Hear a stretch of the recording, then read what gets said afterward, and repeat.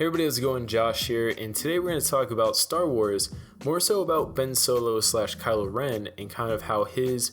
journey ended, so to speak, and I guess a little bit of the legacy of that. So one thing I found really interesting was how Ben Solo basically did actually accomplish a lot of things that Anakin, not Darth Vader, set out to do throughout at least the prequel trilogy, especially in Revenge of the Sith, when a lot of his motivation for going to the dark side was introduced, that he was seduced by Palpatine with, such as the ability to save Padme, resurrect her maybe. So just going over things that Ben did both as Ben and Kylo Ren, first and foremost, he actually did play a part in defeating the dark side, defeating Palpatine. Now also, he found the power that I think a lot of people would argue Anakin was seduced trying to attain, such as the ability to bring someone back to life, the ability to save someone that they loved from certain death. Those things that he was trying to find to save Padme from, oddly enough, are the things that Ben Solo was able to do with Rey. Now, obviously, those relationship dynamics are a lot different in multiple ways,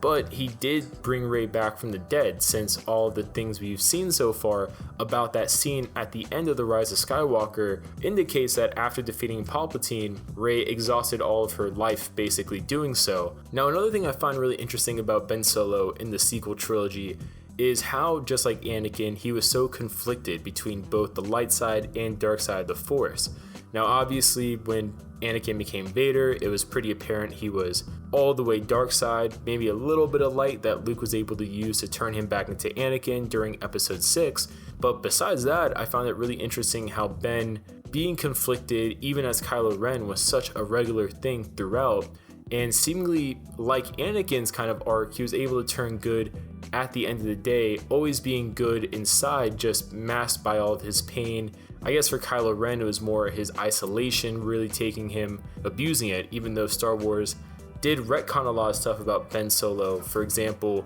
originally Ben Solo was responsible, either with or without the Knights of Ren, for destroying the Jedi Temple that Luke had and basically all the students there. But then before The Rise of Skywalker, a new graphic novel comic book comes out displaying that he actually didn't destroy it. It was a miraculous lightning storm that destroyed it, which may or may not have been from Snoke / Palpatine. But with all that said and done, I really just think it kind of shows where Ben Solo in this Disney sequel trilogy ended up succeeding in aspects that Anakin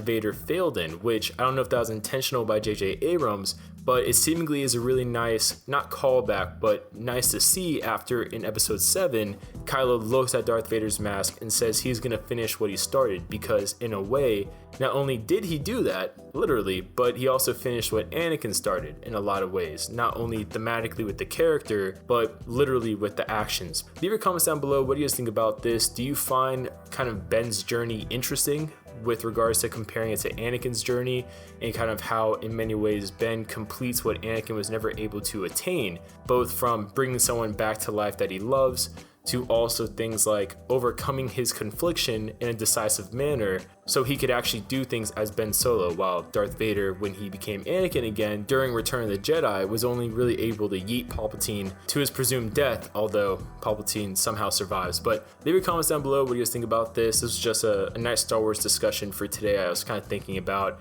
and yeah, I'm interested in seeing what you guys think, and we'll see you guys later.